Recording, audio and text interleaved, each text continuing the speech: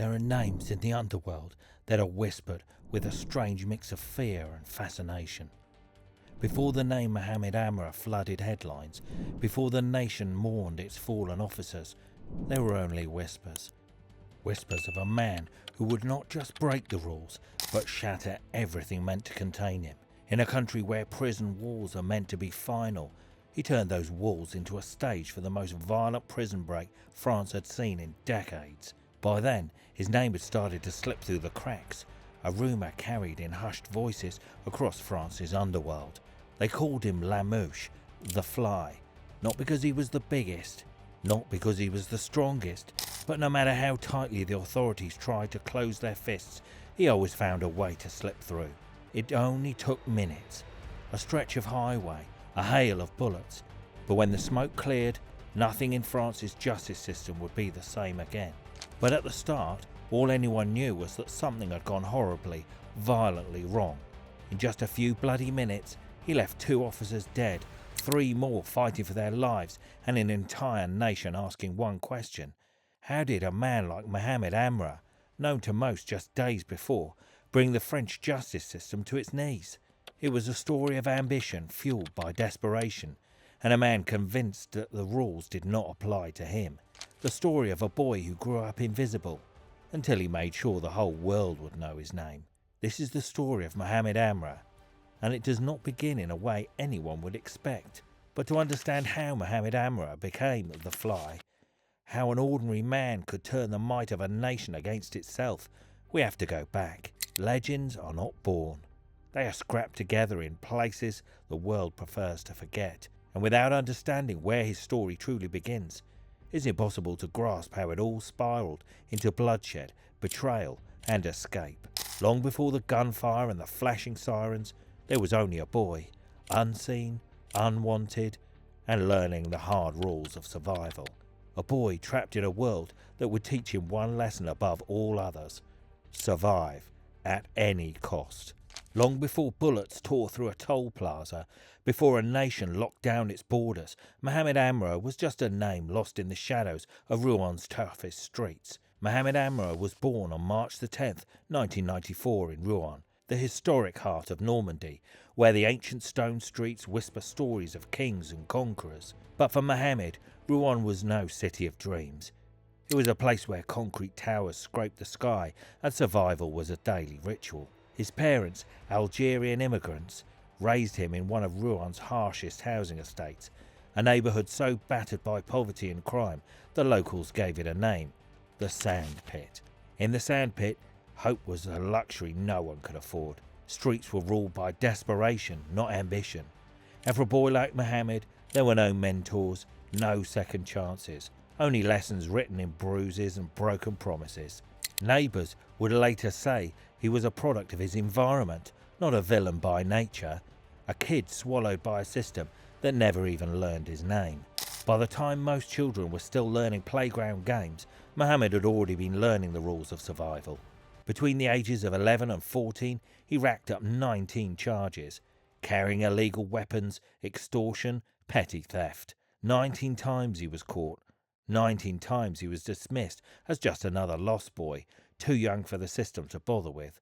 Each time the courts looked away, the message was clear: no one was coming to save him. And so Mohamed stopped waiting for rescue. He started building his own way out, even if that way was paved in darkness. Circumstance shaped him long before anyone noticed, and the world never even noticed until it was far too late. By the time Mohamed turned 15, the boy who once waited for a way out had already chosen his path.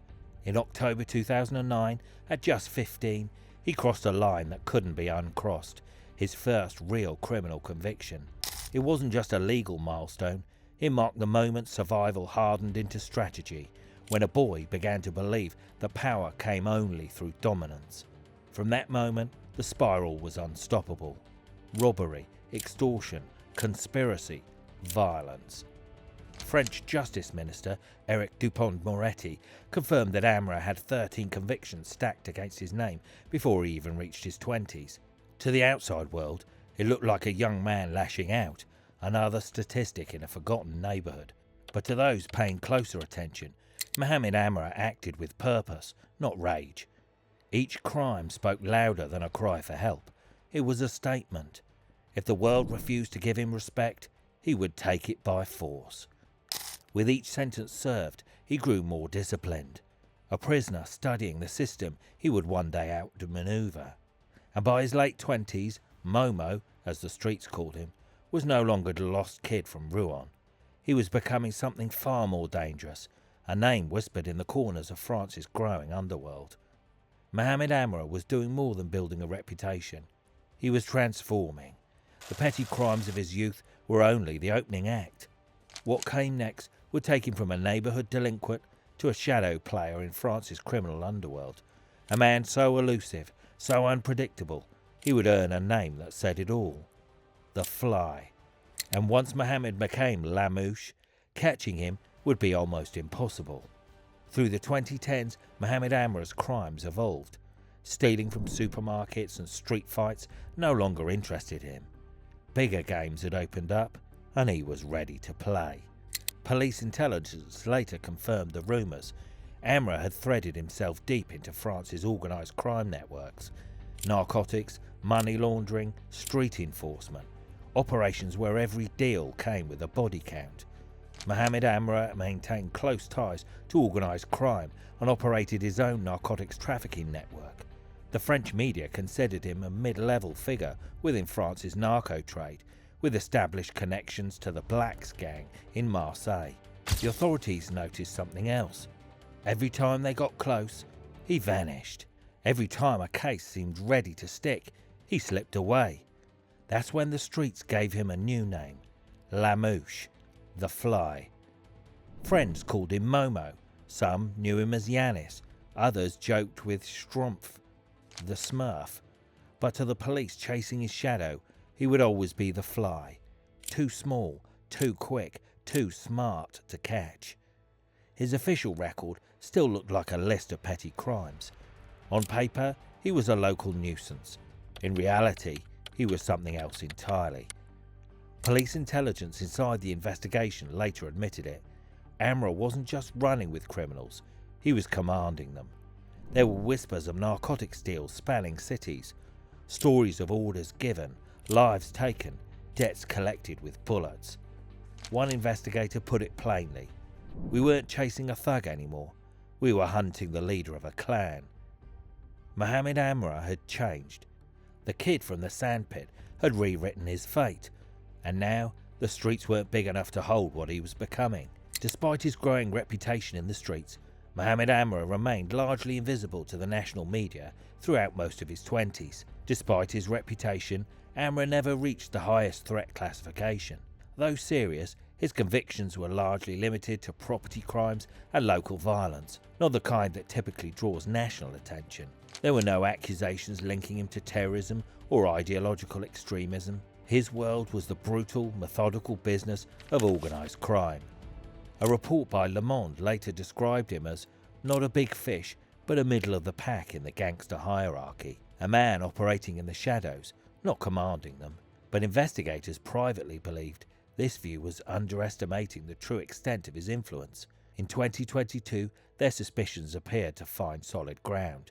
Amra was indicted in Marseille, accused of ordering a kidnapping that ultimately resulted in a man's death. Even then, his lawyer pushed back against the growing portrayal of Amra as a major underworld figure, arguing that authorities were exaggerating his role without concrete proof. By January 2022, at just 27, Mohamed Amra was locked inside Ivreau prison, staring down a multi-year sentence that blended years of street violence into cold, concrete time. Imagine being in your late 20s, already hardened by 13 convictions, and facing more years behind bars, knowing that the system doesn't just punish, it forgets. Despite the cloud of suspicion hanging over him, none of his convictions directly linked him to drug trafficking. But to those watching closely, the absence of evidence didn't imply innocence.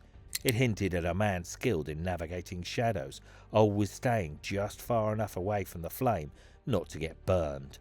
Prison, however, did little to slow him down. At Paris's La Santé prison in the same year, Amra was caught trying to procure assault rifles for €6,000. Not the act of a man resigned to punishment, but one still scheming. Picture this, confined to a cell, under constant watch, and yet still orchestrating moves like a general behind enemy lines. Prison didn't rehabilitate him, it sharpened him. Even inside Evro prison, Amra stayed connected to his network, using smuggled cell phones and encrypted messages to continue operations behind prison walls. Inside, guards quickly realised they weren't dealing with a passive inmate. They labelled him a disciplinary problem, clever, disruptive, and always looking for a way out. By early May 2024, with several serious cases still pending against him, Amra's desperation grew harder to hide. On May the 12th, just 2 days before a scheduled court transfer, he acted. Not out of impulse, but desperation sharpened by isolation. Every ticking minute inside those concrete walls chipped away at his control, until action felt like the only form of freedom left. Using crude tools, he managed to saw through the bars of his cell window and disguised the damage with tape, hoping to fool the guards during their checks. The attempt was discovered at the last moment. As punishment, he was thrown into solitary confinement. But the damage was already done. The failed escape revealed two things. Mohamed Amra was running out of time, and he was willing to risk everything for the smallest chance at freedom. What no one inside those prison walls knew was that something much bigger was already unfolding. An escape so violent, so calculated, that it would leave France stunned. The failed jailbreak was just the start. 2 days later, at a quiet Normandy toll booth, Amra launched a violent plan that would shock all of France. On the morning of May the 14th, 2024, at exactly 10:57 a.m, a convoy of prison vehicles rolled towards the Incarville toll plaza in Normandy. Inside one of those vans sat Mohamed Amra, 30 years old, freshly convicted just 4 days earlier for a 2019 supermarket burglary that earned him an 18-month sentence. He was being held at the Val de Royal prison. There were other cases still hanging over him, far more serious ones, and his return to Evro prison marked the next step in a legal process that was slowly closing in. Security that day was tight, but not absolute. Authorities had assigned him a 3-level escort, 5 prison officers across 2 vehicles, each armed only with handguns. It was serious, but not the maximum. And crucially, Amra was not listed as a DPS inmate, a designation reserved for prisoners considered most likely to escape or commit violence. That omission would soon prove fatal. A false sense of routine lulled the guards that morning, unaware that danger waited just beyond the toll booth. Without warning, a black Peugeot that had been idling near the toll lanes slammed straight into the prison van, crushing the front part of the vehicle with devastating force. The impact, captured on CCTV, showed the prison van crumpling under the collision, the Peugeot wedging deep into its frame. Images that would soon flood social media and news broadcasts across France. At almost the same moment, a white Audi A5 screeched to halt behind the convoy, sealing off any chance of retreat. In an instant, chaos tore through the quiet stretch of highway. 4 armed assailants, faces hidden by balaclavas and dressed head to toe in black, moved with chilling precision. 2 gunmen sprang from the wrecked Peugeot, while 2 more emerged from the Audi, raising Kalashnikov-style automatic rifles and opening fire without hesitation. For 90 seconds, the toll plaza became a war zone. Yvonne Barbier, a retired cattle farmer whose land backed onto the motorway, told Sky News he heard maybe 30 or 40 really loud gunshots. At first I thought it might be a robbery. That was what happened in the past at toll booths if people try and steal cash. But it wasn't that, he said. It was so loud we didn't dare go and check the cattle as I didn't want to get shot. What could those guards do? They had pistols and the other guys had big serious weapons. Forensic teams later confirmed it. At least 30 to 40 rounds fired. One gunman, moving with cold, methodical focus, delivered a double-tap execution shot to a downed officer's head. Frederick Lakoff, secretary of the Prison Officer Union, FO Justice, at the Cannes Penitentiary Centre, later told AFP News that the guards escorting Amra had been armed with simple Sig Sauer handguns while they faced weapons of war. Some officers reportedly managed to return fire, but it made no difference. The outcome had been decided the moment the first shots rang out. In the nearby lanes, civilians froze where they sat, trapped between the sound of gunfire and the fear of becoming targets themselves. There was a moment when the heart palpitated a little. Nicholas, a lorry driver, later recalled. But there was nothing else to do. Amid the smoke and gunfire, the gunmen achieved what they had come for. Within minutes, they dragged Mohamed Amra from the bullet-ridden prison van. He was unhurt. The attackers moved fast, disappearing with Amra into two getaway vehicles, the white Audi A5 and a BMW 5 Series, both staged nearby for the escape. Later, both vehicles were found torched in remote locations. The Audi was discovered burned out in Fayetteville, not far from the ambush site, a clear attempt to wipe away any trace of the operation. The whole attack took just minutes, but the impact was instant and brutal. When the smoke cleared, the toll plaza looked like a war zone. Shell casings were scattered on the ground. The prison van's doors were torn open. Officers lay wounded. Some were dying. Drivers nearby saw masked men with military weapons. Later, they said it felt like a terrorist attack or a scene from a movie. Prime Minister Gabriel Attal addressed Parliament shortly after the attack, promising that those responsible would be brought to justice. They will pay, he vowed. Speaking to lawmakers, he added, "We are tracking you. We will find you and we will punish you," receiving applause from across the chamber. They will pay for what they have done, he repeated. By midday, news of the prison break raced across France, but inside Amra's mind, it may have felt like liberation wrapped in chaos, the price of escape paid in blood and silence. Roads were shut down, border controls were tightened, a nationwide manhunt was launched. French Interior Minister Gérald Darmanin said unprecedented efforts were being deployed. In a matter of hours, the name Mohamed Amra, until then a name mostly known to police and prosecutors, was infamous across the entire country. Mohamed Amra was no longer a fugitive. He had become the most wanted man in France, and the hunt to bring him back would soon spiral into one of the largest operations the country has ever seen. The response was immediate. Within hours of the escape, French authorities launched a nationwide manhunt unlike anything the country had seen in years. Interior Minister Gérald Darmanin activated Plan Epivere, a high-level emergency protocol designed for the most critical threats to public safety. By that afternoon, 450 police officers and gendarmes were deployed across the Eure region of Normandy. Roadblocks shut down major routes, helicopters scoured farmland from above, and back roads, barns and forests were being searched one by one.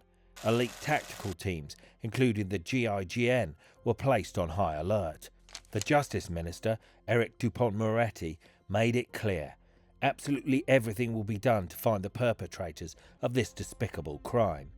He remained hopeful that Amra would be caught in the coming days, though inside the ranks there was growing concern. With each passing hour, the possibility increased that the fugitive had already slipped beyond France's borders, and there was reason to worry. Amra had known connections in Spain and Morocco, regions with long-establishing trafficking routes and sympathetic networks. Some officials feared he was already en route to Maghreb, beyond the reach of the dragnet tightening around Normandy. The fugitive they had once dismissed as small-time was now beyond their grasp, and now France was racing to find him before he disappeared for good. Less than 24 hours after the escape, the manhunt turned global. For Amra, it meant stepping fully into the role he'd spent years crafting. Not just a fugitive, but a figure of myth and menace, pursued by nations, no longer able to hide behind the anonymity he once craved.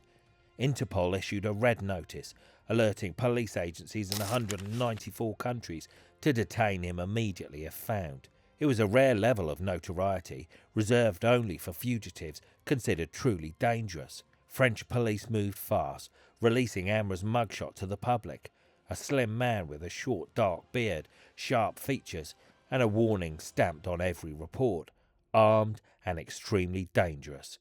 Within hours, the French media had crowned him with the new title, Ennemis Public Numero Un, public enemy number one. The brutality of the toll booth ambush had shaken the country. Right-wing politicians seized on the moment, calling it a symptom of something far worse. Centre-right opposition leader Bruno Retailleau reacted to the attack saying, "We are on a path to Mexicanization." Far-right politicians Marion Marchal offered condolences to the fallen guards and stated that the ambush gave France the impression of being a third world country. The rhetoric only amplified the urgency. Overnight, Mohamed Amra, once a mid-level figure buried beneath the shadows of France's narcotics world, had become the face of a national crisis. For police, the manhunt was more than just a pursuit. It was personal. Not only had a dangerous criminal escaped, but 2 of their own had been killed. "We are in mourning," said Vanessa Lefavre of the Prison Guards Union FO. "We never imagined prison staff would be killed like this." The outrage spread quickly. On May the 16th, the main Prison Guards Union staged a symbolic strike, shutting down operations at many prisons across France to honour the fallen and demand better protection for staff. A week later, the coffins of the 2 slain officers were carried with full honours at a national tribute in Caen, draped in the French flag as their families watched in grief. While the country mourned, investigators worked without pause. The escape had not been a lucky break. It had been meticulously planned. Surveillance footage, forensic evidence from the burned-out getaway cars, and traces left behind by the attackers pointed to a larger conspiracy. Within days, police identified a core group of suspects believed to have orchestrated the ambush. Many of them came from Amra's old neighbourhoods in Rouen and Évreux, and reports later revealed that the gunmen and accomplices were not strangers. They'd grown up with Amra, shared schools, football fields and streets. They were loyal, tightly connected, a crew authorities dubbed the Black Manjack family, an Évreux-based gang suspected of helping him escape. This wasn't impulsive.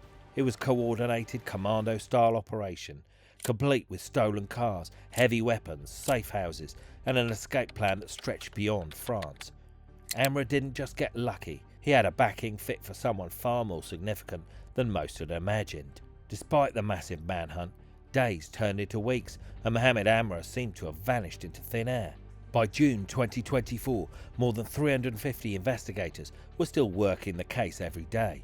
They scoured telephone records, tightened security at ports and airports, and chased down every possible lead. On June the 14th, Justice Minister Eric Dupond-Moretti publicly confirmed that several hundred investigators remained mobilised, underlining how seriously the case was still being treated. And yet the leads were running dry. By mid-July, the trail had gone cold. Authorities issued a public call for witnesses, asking anyone with information about Amra's whereabouts to come forward. The working theory had shifted. Amra was likely not in France anymore. Investigators suspected he had fled the country with help from organised criminal contacts. Intelligence reports hinted he might be hiding somewhere in Eastern Europe, possibly North Africa, but no location was certain. As summer passed without confirmed sightings, Mohamed Amra's name slipped from the headlines. Rumours spread that Lamouche had lived up to his name and vanished, but while the news cycles moved on, his legend grew. In the banlieue and online, he was recast as an anti-hero, the underdog who outwitted the system. Rap lyrics and posts subtly invoked Lamouche as a symbol of defiance. Evidence would later show that during his months on the run, Amra stayed in contact with certain figures in the French rap scene. One of the most notable was Koba Lad, a popular rapper from the same background. In March 2025, Koba was arrested and indicted for allegedly aiding Amra's escape or helping him evade capture, though the exact role he played remained unclear. His lawyers denied any wrongdoing, arguing he was being targeted because of his fame and associations. Still, the rapper's link only cemented Amra's pop culture status. To police, he was a ruthless criminal, but in France's toughest neighbourhoods, some saw him as a bandit who dared defy the system. Through late 2024, French police and international partners, including Eurojust, chased every lead. Surveillance soon picked up whispers. Amra's had been seen in Spain, then Eastern Europe. By early 2025, the trail pointed to Romania. For months, Amra stayed one step ahead, slipping across borders, but even the fastest flies slowed down. And when he did, It wasn't in France or North Africa, but somewhere no one expected. His fall was as sudden as his escape. On February the 22nd, 2025, after 284 days as France's most wanted, the chase ended not in a blaze of gunfire, but in a quiet, almost anticlimactic arrest. As police closed in, one wonders what passed through Amra's mind. Regret, relief, or the bitter satisfaction of having written his name into history, even if as only a shadow. Acting on a tip from French investigators, Romanian police had been quietly monitoring a suspect in the city, tracking him through a traceable phone SIM card. Around 3 p.m, officers from Romania's organised crime unit, DCOT, moved in. The man they arrested had dyed his hair a copper red and was carrying false identification. There was no resistance, no shots fired, but facial recognition and fingerprints left no doubt. It was Mohamed Amra. Within hours, Romanian police released the first images. Amra, handcuffed, flanked by masked Special Forces agents in black body armour marked Politia. In one video clip, the man who had shaken France to its core looked directly at the cameras and smiled. It was a broad, almost defiant grin. To some, it looked like the smile of a man who had played the game and lost on his own terms. French Interior Minister Bruno Retailleau, who had succeeded Gérard Darmanin, announced the news on X with evident satisfaction. I congratulate all forces that permitted the arrest of Mohamed Amra in Romania today, and thank our Romanian friends for their decisive cooperation. At the Salon de l'Agriculture in Paris, President Emmanuel Macron called the arrest a formidable success for French authorities. But even as celebrations rippled through government halls, officials knew the story was not over. That same night, French police launched coordinated raids back home, targeting Amra's network. 10 suspects were arrested across Rouen and Evreux, many of them long-time associates of Amra, believed to have helped orchestrate his escape or hide him during the manhunt. Weapons were seized during the operation. Separately, another accomplice was caught in Spain, confirming that Amra's web of supporters stretched far beyond France. French prosecutors later stated that the interrogations could provide new keys to dismantling the rest of the commandos behind the Intercivil attack. One elusive fly had been caught, and now, for the first time, he might be forced to reveal just how deep the conspiracy really ran. On February the 23rd, 2025, just a day after his arrest, Mohamed Amra stood before the Bucharest Court of Appeal. The hearing was brief. Amra waived any prolonged legal battle, and the Romanian judges approved his extradition back to France. Under heavy guard, he was quickly placed on a plane. By February the 25th, 2025, still only 30 years old, Mohamed Amra landed back on French soil, his wrists shackled, escorted by armed agents across the tarmac of a Paris area airport. Upon arrival, he was immediately transferred to the main Paris courthouse for processing. The French authorities wasted no time. Amra was ordered to serve the remainder of his original 18-month burglary sentence, the sentence he had been under when he escaped, and was swiftly placed under formal investigation, mise en examen, for a new series of far more serious charges. These included charges relating to the killings and injuries at the Incarville toll booth. He was also charged with escape from custody with organised violence. Other charges involved criminal conspiracy. Additionally, he faced accusations connected to earlier pending cases, including a kidnapping that resulted in the death in Marseille and an attempted killing in Rouen. For the families of the victims, Amra's capture brought a heavy, bittersweet relief. "C'est une délivrance," said Dominique Garcia, father of slain officer Arnaud Garcia. "It's a deliverance." Hearing that Amra had been caught, he said, lifted a weight off his shoulders, but he also acknowledged the judicial process ahead would now be painful. Now another stage will come, the judicial process, which will stir up a lot of memories. Arnaud's widow, who had given birth to their child after his death, prepared quietly for the day she would have to testify, a day that would reopen the wounds of the worst day of her life. For them, for all the victims left in the wake of Amra's escape, his capture was not a Hollywood ending. It was a necessary step towards justice, however slow, however painful. With Mohamed Amra back behind bars, the fallout was swift. Over 24 people, including associates and rapper Koba Lad, were detained, exposing a Clan Amra network of nearly 20 operatives. Amra now faces charges ranging from causing deaths to criminal conspiracy, with the possibility of spending the rest of his life in prison. His jailbreak forced sweeping changes, tighter prison security, reinforced inmate transport, and a new urgency in the fight against organised crime. Yet Amra's story remains tangled.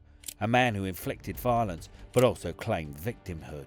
After 284 days on the run, the Fly, who once slipped through the cracks of Rouen's toughest streets, now sits isolated in Condé-sur-Sarthe, awaiting judgment. His saga, a brutal collision of ambition, loyalty and tragedy, is a stark reminder: no matter how far you fly, the law always waits.